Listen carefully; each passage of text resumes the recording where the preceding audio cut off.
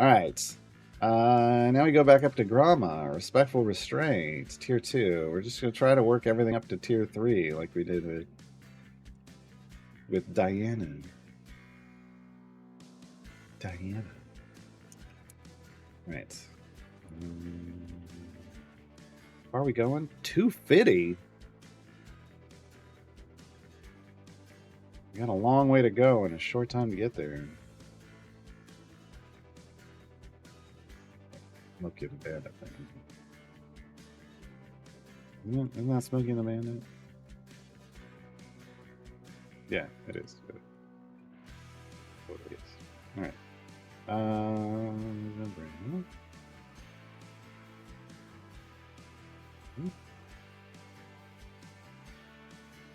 Gold 5.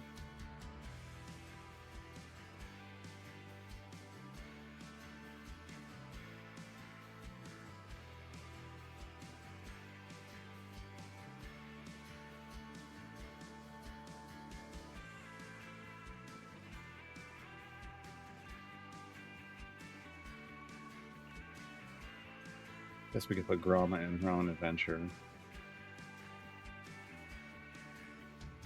That'd probably be nice. Huh?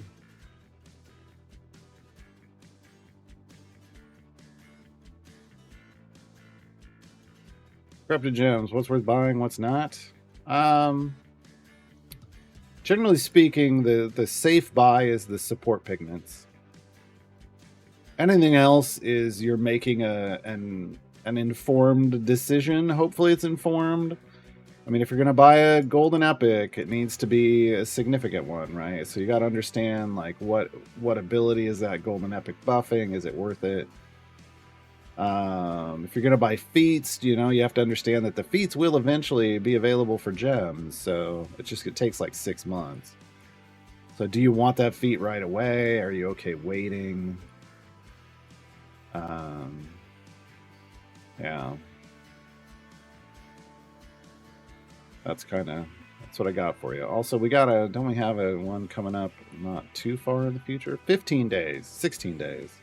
That's not that far off. And then the shop will get reloaded with stuff. So if you have Dynahair, this is actually a good golden epic. If you don't have Dynahair, you're kind of buying something for someone. Don't buy chests. But feats will eventually end up available for gems. Skins will become wild offers for cash, as will the golden epics. But again, like, some golden epics are more worth it than others. But support pigments are almost always good. I mean, eventually, once you have every support champion with a support pigment on every item, then you don't need to buy the support pigments anymore, right? Hey, we got a blue belt. All right, cool. Hey, Onyx.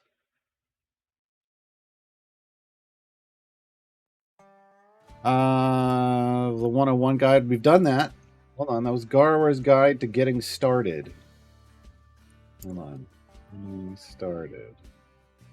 That was, that was April 22. Did we do another one? 2022. We did.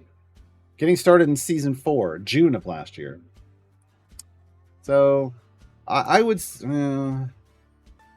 getting started may not be the best one to do right now. I'd say probably getting started would be around the next quarterly promotion thing. That would be a good time to maybe think of that. Let me note that. Oh wait, when I have to end of it, potentially quarterly topics. Okay.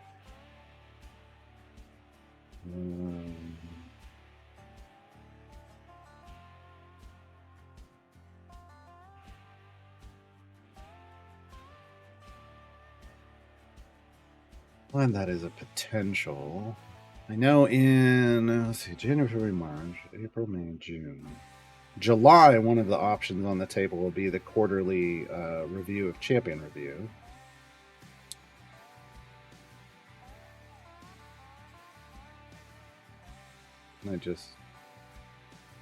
Yeah, so like 2024 Champions Part 1. Wait, did we do it Part 1? Oh, soon. In July, we'll be able to do part 2.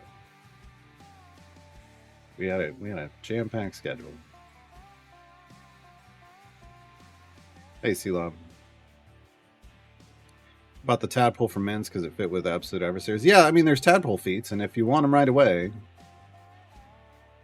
go get them. But again, if you're like, man, I'm fine.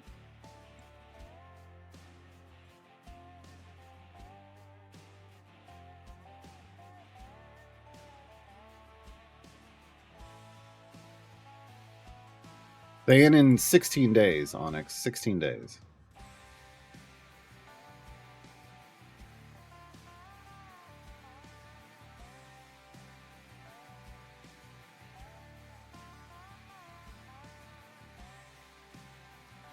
Man, a guide to mathematically overpowered champion.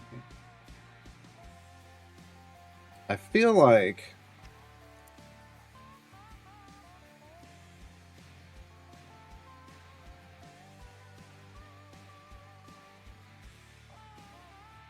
what that would ultimately be would just be like a guide to. We would have to make it to like a guide to gearing champions, and we'd need to talk about, you know, gear from chests, guilds, and the blacksmithing contracts. Like basically all of the item levels, rarity. Done like champion gear. No. Did items and consumables back in 2020, and we never did that again.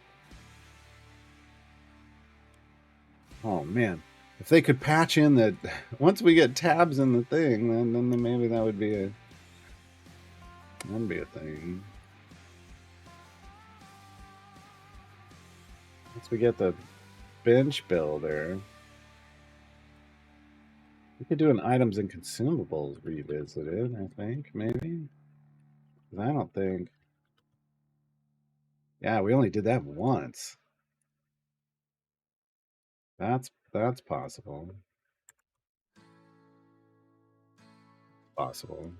And there'd be a nod. I mean, in there'd be a nod to mathematically overpowered champions, but I can't really go over the list of mathematically overpowered champions is too long for me to cover on a stream. So all I could talk about is the concept of them, and that would have to be part of a different conversation, right?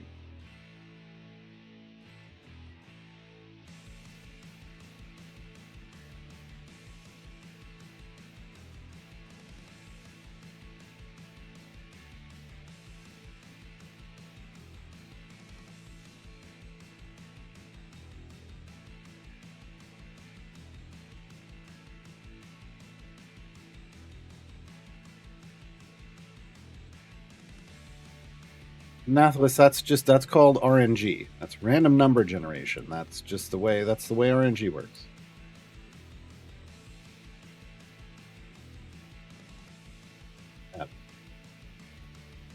That break is a snack break.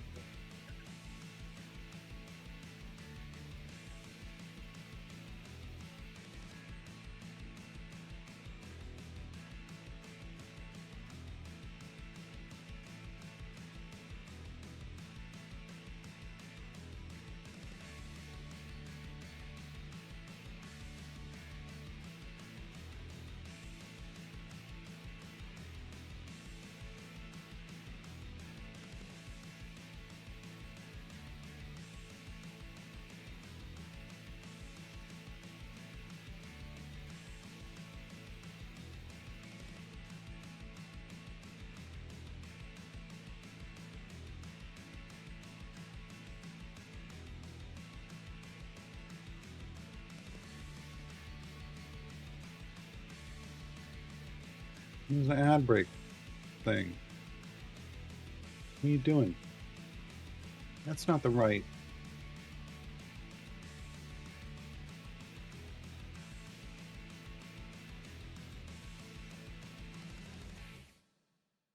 That ain't it.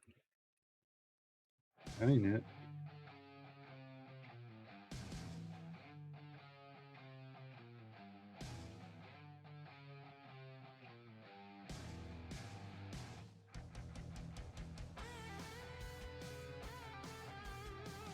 I don't know why that keeps breaking.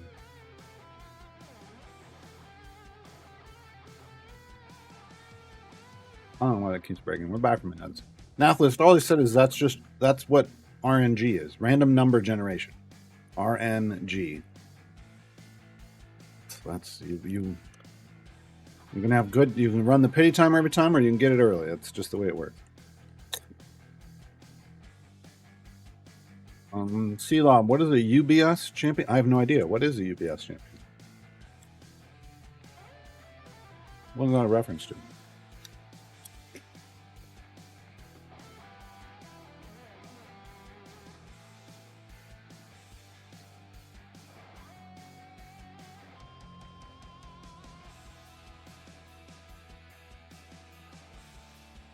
Captions do something weird, and I don't know.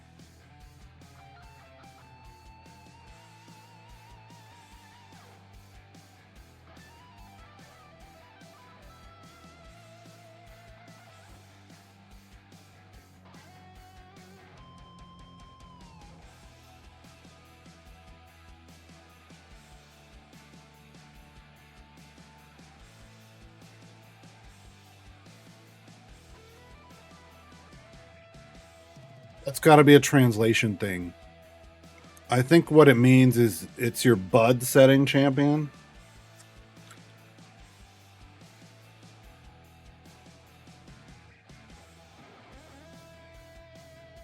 They have to show up here. So on your game, is this referred to as UBS?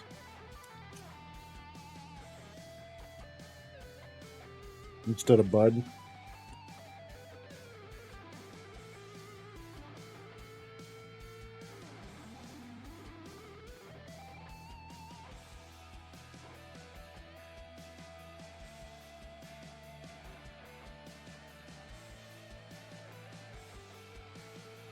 But that's what patrons want. They basically want that champion to be the person who's doing the most damage.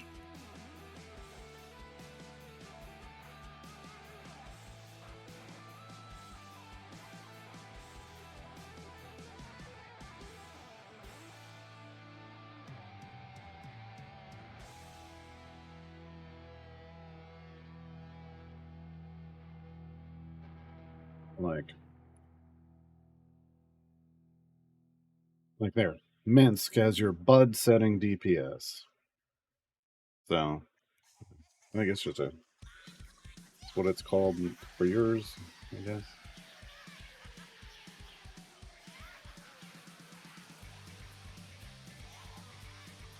Yeah, translation failure, it seems like.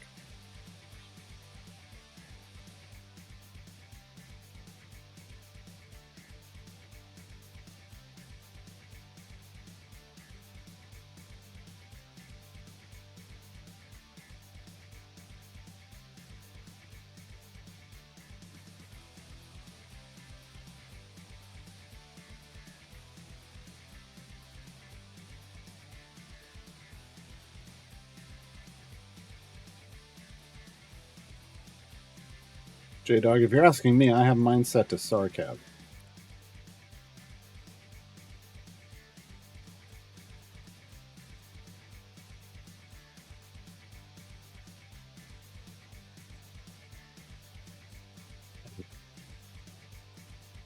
Let's go take a look.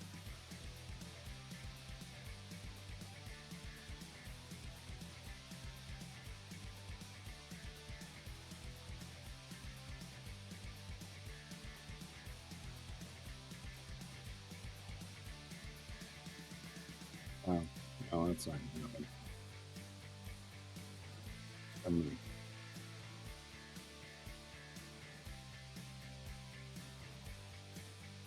Yeah, that to sarcasm, man.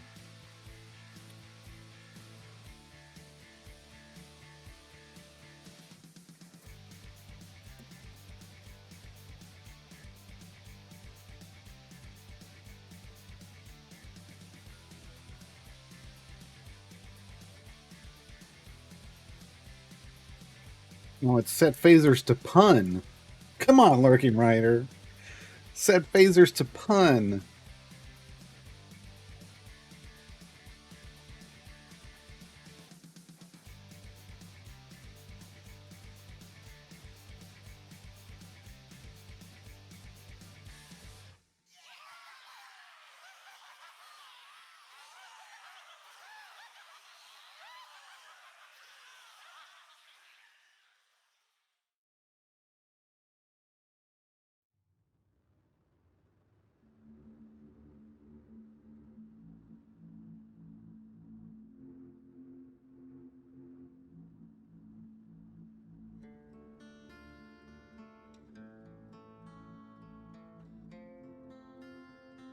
Odds for getting feats and gold chests 1 in 25. 1 in 25. But no pity timer.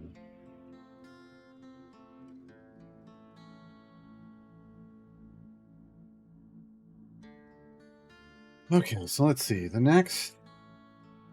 Pretty much Dragon Down is the next event.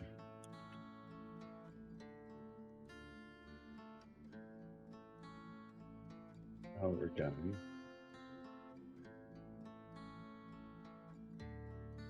I'll go there. It'll go there.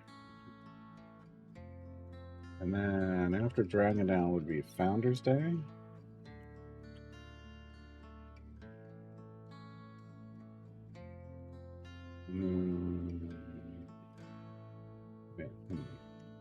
We got June. June it would start on the 5th. Okay. July it would start on the 3rd. Okay. August it would start on the 7th. Going deep. What will be after Founders Day? Midsummer? Oh, they were getting rid of Midsummer, right? Weren't they? I don't know. Basis Ultimate Shot? Oh. Is that the word for damage?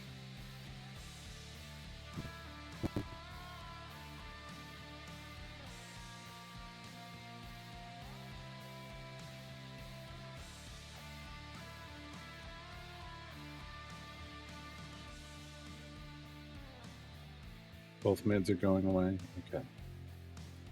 So then it would be a Garen's Day? Egg Heron's Day?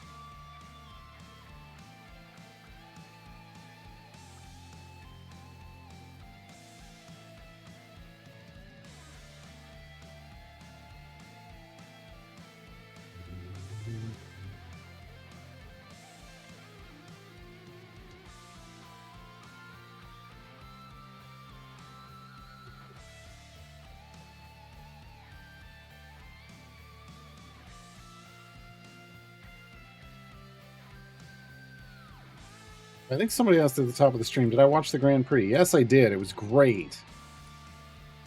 It was great. The Miami Grand Prix was Grand Prix. Can't say that. Was great. I think the sprint was kind of meh. And it was weird. And there were some people like, man, Danny Ricciardo did so good in the sprint, and then just yeah, garbage in the race, and I don't understand. Like, what did they change on his car? Because don't do that. Like, oh my god, he did so well in the sprint shootout. Um, but yeah, the Grand Prix was good. There's some stuff going on. There was some stuff going on in the sprint shootout and the race with the Haas drivers that is making me frustrated. Like, come on, you're grown-ups. You're professional drivers. Be professional drivers. They did some stuff that was not cool. Uh, yeah, people were. I don't know. But yeah, it was great. It was a great race. Great race weekend overall, for the most part. Just some people being annoying.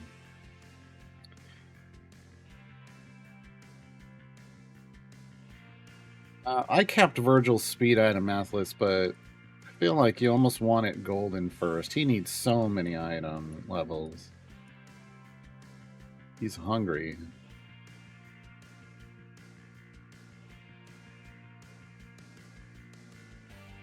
Yes, Lurking Rhino, that works. Twitch, the final frontier.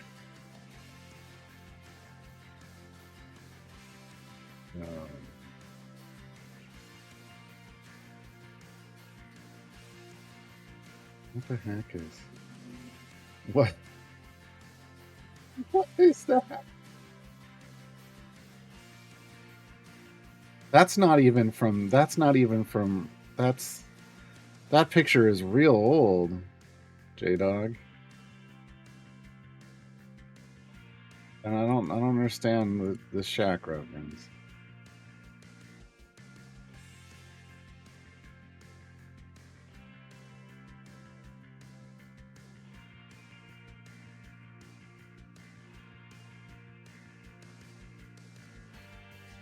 I missed something about Shaq. Means he's got to be in memes now. 2021 is real. Well, yeah. I mean, that's when you think about it in terms of Grand Prix. Like that wasn't a picture from this weekend. So it wasn't. It feels like it was. Like, where'd that come from?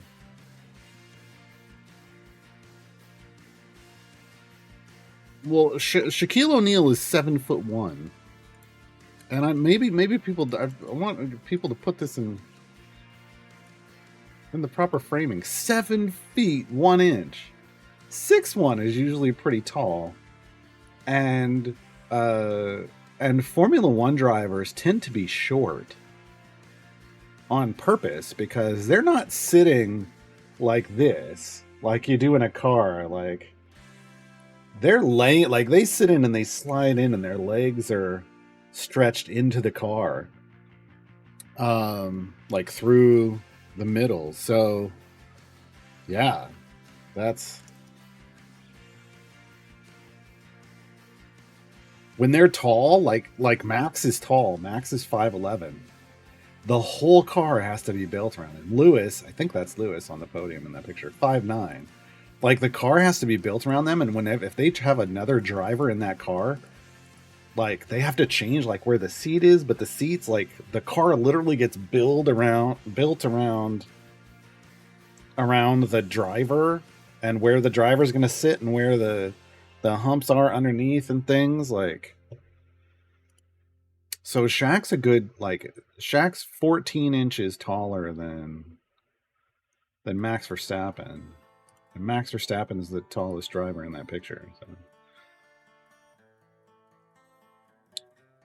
But yeah, I mean, it makes sense to me that he. Honestly, I think that I don't think they photoshopped that incorrectly. I think they photoshopped that incorrectly. I think Shaq's probably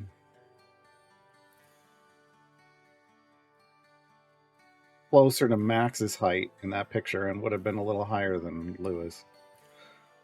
But I don't know, I can't tell. I don't know how tall those stands are.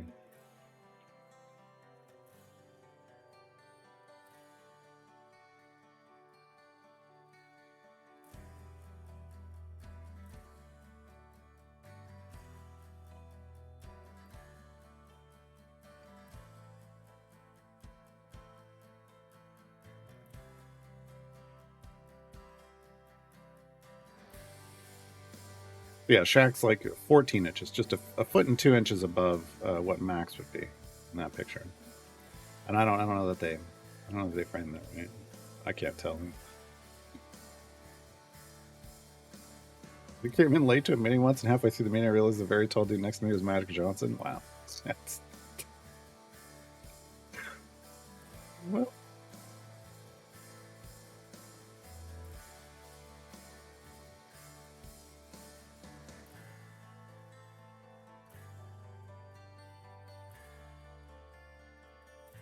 And that's the more accurate picture.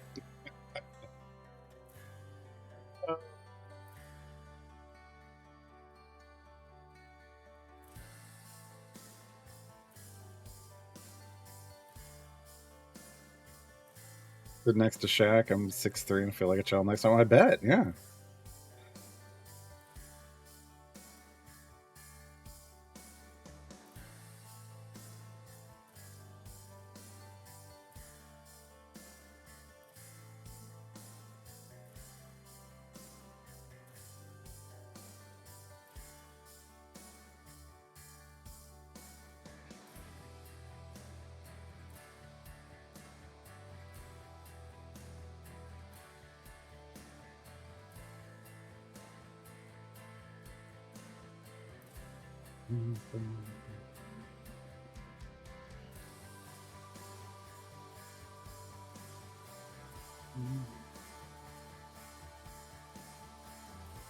That's why I like watching. You like watching basketball, and you're like, oh, everybody's mostly close in size, until then you get like someone who's 7'6" out there, and you're like, oh. But then you take those same people and you're like, oh, like you look at Michael Jordan, and you're like, oh, Michael Jordan's kind of short for a basketball player. Like if you put him next to a lot of all the other people. But then you get like Muggsy Bogues out there, or oh god, who was the other? Oh, now I'm mad at myself.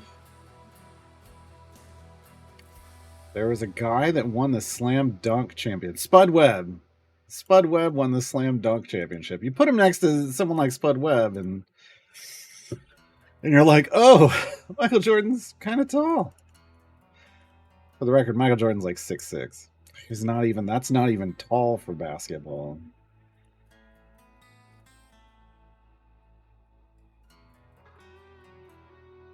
All right, respectful restraint.